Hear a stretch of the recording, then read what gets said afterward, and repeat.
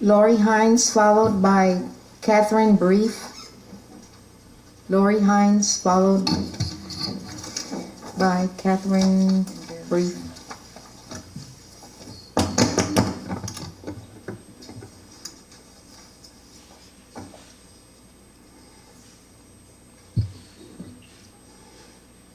You guys ready?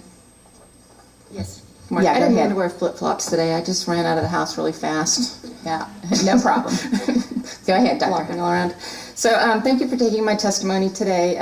Since I gave you guys this book on Wednesday or whatever day that was, and there's 2 more chapters here on math. So today I'm going to review the history of math education as presented by A Brief History of Math, which I gave you last year, I think. So I'm plagiarizing it a lot. So there's nothing new about the disagreements over the best ways to educate the nation's school children. In fact, it would be a mistake to think that the major conflicts in education as disagreements over the most effective ways to teach. As early as 1915, and still today, committees assigned to improve mathematics rarely, if at all, consist of mathematicians. In the 1920s, influenced by Kilpatrick, math was thought to be of little value for mental disciplines and harmful rather than helpful to the kind of thinking necessary for ordinary living. In response, the 1923 report was published but was overshadowed by World War I. The 1930s were no better with the beginning of "We teach children, not subject matter" philosophy. A decade later, World War II started, and many new recruits had to take remedial math classes provided by the Army. The 1950s brought the first mention of new math, a collision between skills instruction and understanding. So that's kind of what we're discussing now. On one hand, the increased emphasis on math instruction brought calculus to high school during this time.